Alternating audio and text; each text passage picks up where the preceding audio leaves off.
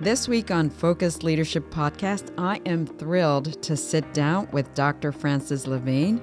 She's a historian, author, former president of the Missouri History Museum, and just an all-around fantastic human being and a friend. So I'm looking forward today as we dive into your extraordinary career leading one of St. Louis's most beloved institutions. And your newest book, we're going to talk about that, Crossings, Women on the Santa Fe Trail, which brings to life the overlooked voices of the women who journeyed the Santa Fe Trail. So from museum leadership to untold stories of resilience and courage, Dr. Levine shares a powerful lesson about history, community, and the enduring strength of women. So, Fran, welcome. Thank you, Yumi. It's so nice to be here on the mics with you. I know. You and I talk often. We're friends, and every now and then I get the privilege of picking things out of your closet, which are very much appreciated. So you've had a very fascinating career from New Mexico to St. Louis and really beyond globally, leading one of our most beloved institutions. What first drew you to the world of history and museums? I was a history nerd from the time I could walk. Really? And I think part of it was I grew up in New England, and in our backyard were the woods and these rock walls that were the remnants of colonial houses and field borders. And I made up all kinds of stories about those creatures who might have lived there, the people who might have lived there, the animals that they raised on their farms. And my parents didn't take fancy vacations. We went to national parks. Okay, that is fanciful, yes, but historic in nature. We went to history museums. My father would say we were not antiquers, we are junk shoppers. Okay, that's funny. If my parents got a new porcelain plate or a new piece of silver for their American silver collection, it sounds exotic and rich, but they were very basic utilitarian things.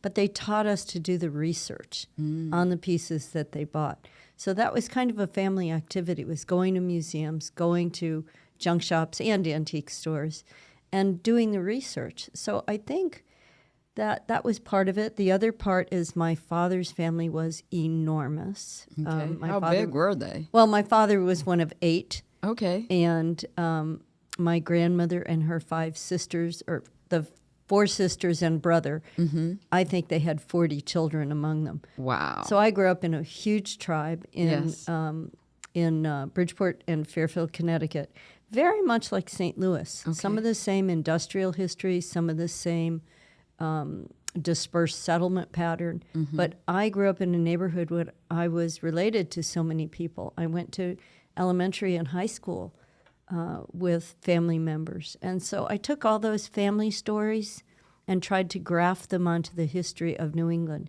That didn't work too well. I can only imagine. Right. You know, we weren't there in the Revolutionary War.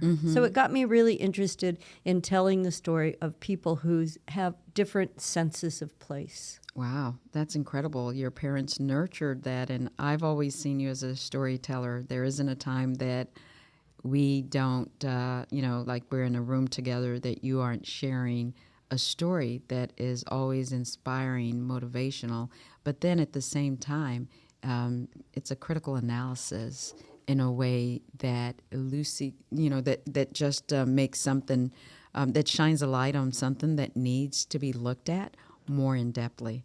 And I've always appreciated that about you, and to then find out now that it started way, way, way long ago. And so many thanks to your parents for nurturing that in you. Thank you. I am very grateful for the education that I had that was so much in museums and national parks. And listening to my aunts and my grandmothers, for some reason the grandfathers didn't tell that many stories to me. They did with the boys. But I learned so much history sitting on the porch on summer evenings while my mother and my sister embroidered. My other aunts were knitting, and they taught me to knit when I was about 5 because I was so hyperactive. Wow. It was really the only way to make me sit still. And any mess I made with knitting, they turned into something. So it was very positive reinforcement. And I would listen to the stories, how our family came from. I thought Russia was actually Ukraine. Okay. How part of our family ended up in Mexico. My mother was very supportive of me learning to speak Spanish. And you know that's one of my great loves. You're is right. Spanish, reading, writing, not too well writing, and reading in history in Spanish is really a love for me. That's incredible. So, what leadership lessons would you say you have carried with you or you continue to carry with you from your time as president of the Missouri History Museum or the Missouri Historical Society? Well, I like to say the Missouri Historical Society because that gets the full breadth. Gotcha. So the Historical Society includes the museum, the Library and Research Center, and Soldiers Memorial downtown. And Soldiers remains I think, one of the great moments of my career when I got to work with the veterans community. I got to work with our collections, with Karen Gehring, who is our project manager with BSI Constructors, who did the renovation. What a fabulous project, and what a gift to this community. What stays with me? Boy, it all stays with me. Okay. The importance of museums in learning. So many people go through school thinking that history is memorizing names and dates. And for me, it's the stories. Right. And it's the stories of connection. I always say we live in the presence of the past. So we are living with the decisions that were made before us. That's so true. And so I really like to tell stories about place that come from the perspectives of community, that come from multiple voices. That is one of the things that maybe I think that Missouri Historical Society does really well still, is to look at the platform of community and to look at whose story are we telling and why does it matter. You don't understand St. Louis, how it came to be, unless you understand this history, unless you understand the history of the Delmar Divine, of the way in which this community developed over time, and of our sort of rivalry with Chicago in the 1870s. Right, I really, yes. But, today, looking at St. Louis, I don't think it's necessary. I believe we can hold our own with our history. I think we must. We have to. I think this is a time when I hear people talk about only telling the bright spots in history, I think we have to shine a light in some of the dark corners, but that we have to build the future together knowing what happened before us. That's right. We can do better. We can do better. So one of the things that I'm curious about is, what do you feel is the role of museums today? I think today the role of museums is to be the voice of the past, the present, and the future. How so? I think that we have to build our exhibitions and our programs understanding how we came to this moment, that idea that the past is always with us, that the present is a reflection of that past, but we build toward the future by understanding it. A lot of times, I don't know any history teacher who will tell you that they can get through everything they need to get through in a semester. Of course not. Because our history is so complex. It is. And nuanced. And so I think the role of museums right now is to pick up where classrooms leave off. We become voluntary learners when we enter into a museum. Everybody has to take certain required history classes or required English classes, but I think your real learning happens when you walk out the door into the world and you take that curiosity with you. And I think a museum is there to feed curiosity, to supply facts, to supply stories, to supply inspiration. They do, because they make those stories, the past, the future, and the present, come alive in ways that we couldn't have imagined. And some of the revisiting of those histories, they allow us to reflect and think about how we could be better in the future.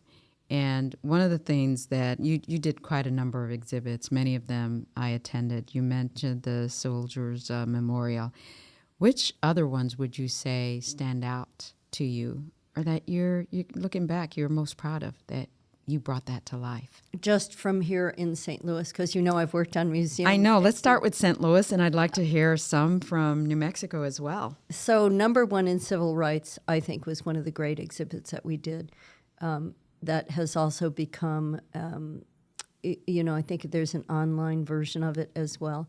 So one of the things that I love that we did for many of the exhibits was we either did books or we did online exhibits. And that's one of the things that I think is really important. An exhibit represents a moment in time when you finally bring all that together. So I would always say to the staff, what is our legacy project? Is it going to be a website? Is it going to be a traveling exhibition? Is it going to be a book? It has to be something, because you never have that collection of artifacts, perspectives, stories all together at the same time. Number one in civil rights, I think, was timely, Right. really important. I feel the same about Gateway to Pride. Okay. That was an exhibit that came very much from, both of those exhibits came from perspectives of community. For a fun exhibit, I loved A Walk in 1875. Okay. That was the exhibit that we did based on the Compton and Dry maps. Tell me more about that. That was the exhibits of giant photographic reproductions of maps Okay. that were made of St. Louis in 1875, but matched with exhibit items. I love every exhibit, and I never want them to close. Mighty Mississippi was Yes. was a great exhibit. So I love exhibits as a way of learning history. I'm a visual learner. It's hard I'm a reader, but sometimes reading is a struggle for me. And I realize sometimes it's because I'm visualizing the story. What it would look like. I'm Got it. trying to think of, okay, I'm reading this, but how would I tell this story with artifacts, with personal narrative? So I'm a very slow reader, but when an exhibit comes together, it brings all that together. Little Black Dress. I remember that too. Yes. That was an exhibit that many women in the community remember and was really fun. Wow. So how about some out of St. Louis? Were there exhibits in New Mexico or others that you've worked on nationally? Two in New Mexico that I worked on. One was called El Hilo de la Memoria, Okay. the thread of memory, and that was an exhibit that I brought from Spain to New Mexico, New Orleans, and El Paso, Texas. And I traveled to Spain to plead for that exhibit to come to New Mexico. Why did you have to plead for it? Because they wanted to send it. Was put together by the archives and a government agency in Spain, and they wanted to send it to New York because of the number of Hispanic residents of New York City. So I went through that exhibit, and there was one document that had been written in the Palace of the Governors, where my office was, where my museum was in New Mexico, and I took the government officials and the curators, and I said, that document was written in New Mexico, and that document created the peace between the Comanches and Spain in 1786. Those are the marks of the Comanche leaders who sat in that museum. Descendants of the people who signed this document live in New Mexico. They live in Texas. This exhibit belongs back where that document was signed, not in New York. How powerful. Importance of research as well. Oh, it was amazing. And so I worked on that catalog with curators from Spain, with curators from El Paso and New Orleans. So that was a great exhibit. Congrats. And it was 136 documents of first contact between Spanish explorers and native peoples in the Americas. It was impressive. It was a great exhibit. Cowboys Real and Imagined was very fun, and it looked at the history of cowboys in the American West. And one of the things that we did was really feature the music and the experiences of African American cowboys, of the black cowboys. And so many of the songs that we sing come from black culture and black cowboy culture. That's fascinating. So that was a very fun exhibit. Very fun. What other ones do I Now, like? yes, is there an exhibit that you wish you could have done, or perhaps it's something that you could still make happen? Oh, I think about exhibits every single day. Every day. I mean, we did a small exhibit on women on the Santa Fe Trail at the History Museum here, and I've worked on some exhibits in New Mexico. But there's a great story of the Santa Fe Trail connections between Missouri, specifically St. Louis, but also St. Louis and Santa Fe. I always say I live under the protection of two saints, St. Louis and Santa Fe, St. Francis. That is fantastic. Now, speaking of your latest book that you started to talk about, Crossings, Women on the Santa Fe Trail, what inspired you to focus on women's experiences on the Santa Fe Trail? The Santa Fe Trail is not an immigrant trail. So that means it's not like one of those that you see in the movies where people are moving west Right. until quite a bit later in time. It really started as a commercial enterprise, and Really? it started as the link between the hunting grounds for animal hides and furs in New Mexico being then brought to St. Louis, tanned and prepared here, and then turned into garments and hides that were sent around the world from St. Louis. Wow. So when I first came here, there are so many things, and they're museum collections. But when I first came here, I had used the diary of Susan Shelby McGoffin forever. It was published by the Missouri Historical. Actually, it was published by the curator, Stella Drum, who was Right. at the Missouri Historical Society from 1913 to 1943. And she used Susan Shelby McGoffin's diary to write about women on the trail. But that was written in my office, where I had the office at the Missouri Historical Society. So there was no surprise there. And I Right. started researching why did she publish it through Yale. So that was Conversation for a different, a yes. different day. But it got me looking at all of our collections at the Historical Society. And when they were trying to recruit me to move here from New Mexico, they showed me collections that related to the Santa Fe Trail. And I was hungry to work with those collections. And then I learned the story of Maria Rosa Villalpando Sale d'Itlejoie, who was stolen, abducted from Taos, New Mexico, Ranchos de Taos, New Mexico, in August of 1760 by the Comanches, traded from the Comanches to the Pawnees, and then purchased by one of the first settlers of St. Louis, Jean-Baptiste Salé, and lived right on the grounds of what's now the Arch. Really? So it was those moments, those connections between Susan Shelby McGoffin, her enslaved maid, Jane, which is really what I focused on in my book, less about Susan, Right. more about Jane, and then also wanting to tell the story of Maria Rosa Villalpando Sale d'Itlejoie, whose name I just love to say. I love how that just rolls off relatively easy, which shows us that you are, Spanish-speaking leader. So we know that a lot of what's been written about the trail history has been from the perspective of seen through the eyes of men. How do women's account shift or expand our understanding of those journeys? You know, because the Santa Fe Trail, it made sense for the early historiography to be about men, because that was the basis of fur trade.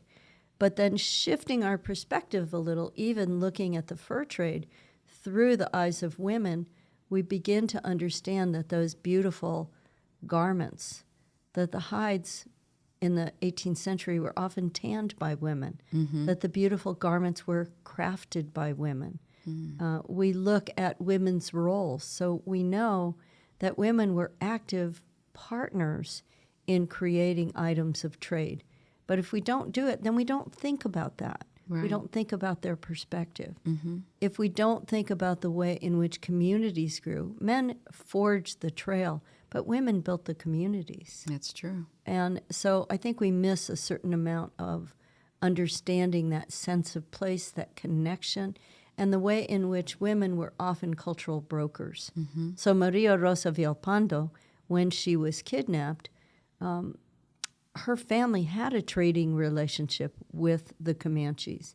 So she also brought that knowledge into the community of St. Louis when she came here. She had spent 8 years with the Comanches. She very definitely spoke Comanche by the time she arrived here. She had been with the Pawnees for a couple of years. She may have also spoken Pawnee.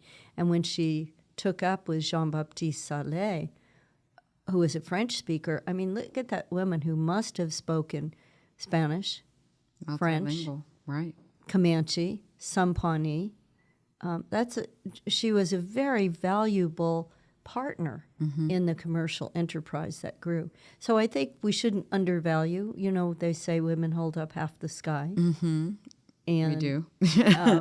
but I think that the book doesn't ignore men. Right. And I don't try to write men out of history. I would never try to do that. You but couldn't, right? well, there would be no point. And so Right. there's a lot of great stories in here, which is about the partnerships, about the way in which women and men built the American West. So were there any of the women's stories through your research as you were writing that surprised you? You talked about some that challenged you, but was there a surprise there? There was a big surprise for me in how many young men and women were sent from New Mexico to St. Louis for schooling. So New Mexico didn't have public education until 1891. That late. Very late, very late. They had convent education and they had religious education, but they didn't have public schools, so a lot of families were dependent on tutors. And after about 1846, more and more New Mexican families sent their sons to St. Louis University High School and St. Louis University.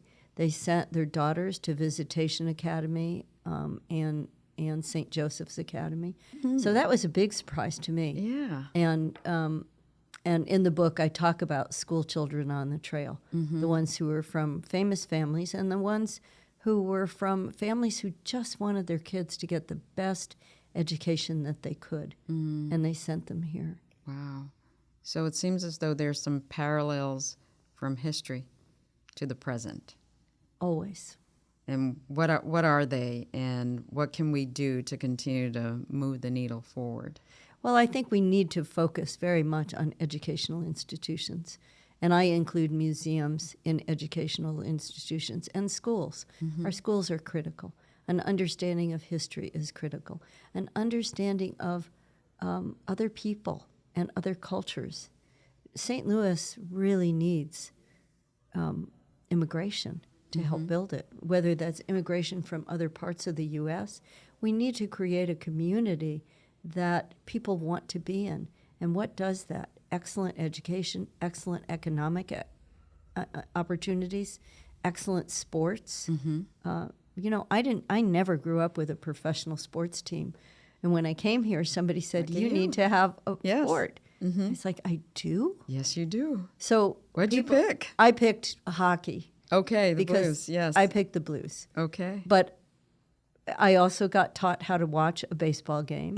Taught how to watch a baseball game. Taught how to, and now, of course, I love the scoreboards. Right. I love looking at all that and understanding those averages because I'm kind of a numbers nerd as well. But I understood how much it's important for us to come together around civic activities, to have strong civic institutions. So our sports teams are part of it. Our museums are a part of it. Our parks are part of it. And we have beautiful parks here. Forest Park, it's not too far from here, award-winning Forest Park.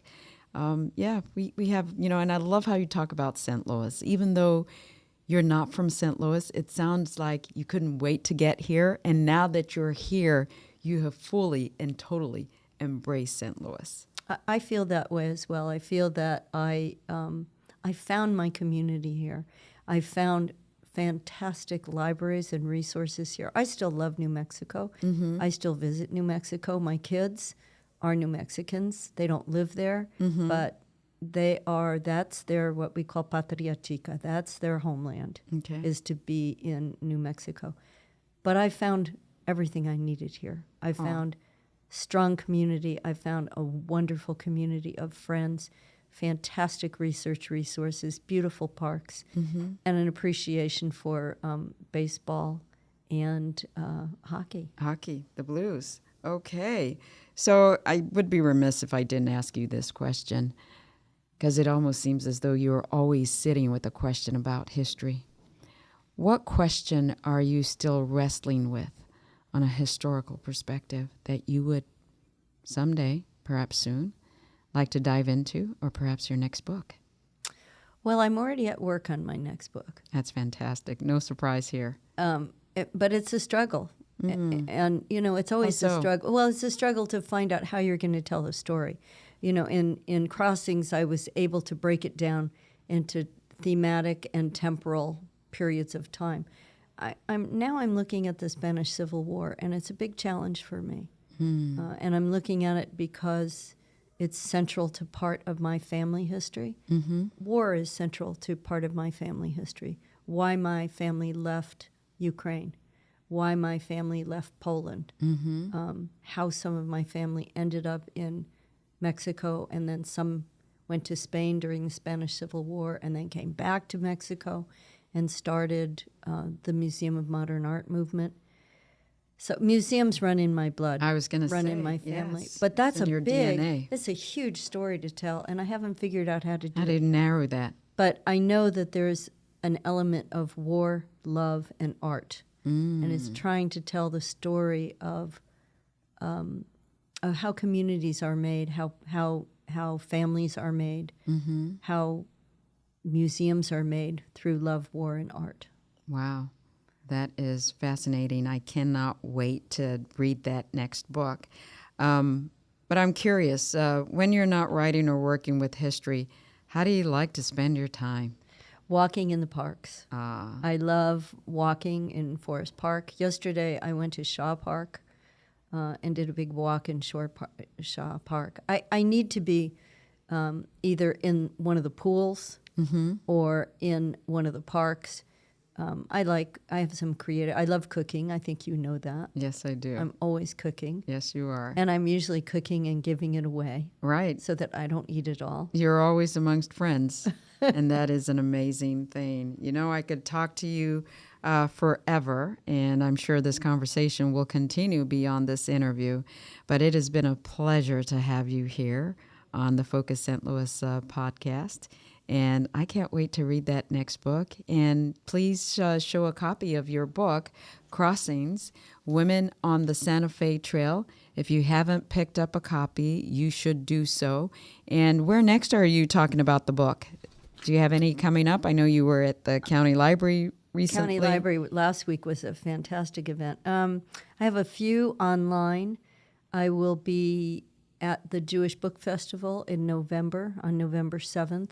Awesome. I have a couple of others. I mean, I still want to speak at the Arch where Maria Rosa Villalpando Sala d'Itlejoie lived. For no other reason, just so you can say her name, I'm gonna give lessons. we should make that happen. Well, again, it's been a delight to talk to you, Fran. Thank you for joining us, and thank you for serving our region, and thank you for giving us just different lenses with which to look at the history of our region. You are a super encourager. You're a fantastic storyteller. And I look forward to our next coffee or perhaps knitting conversation. Thank you so much, Yemi, for having me here and for doing this. Oh, absolutely. My pleasure. It's my passion.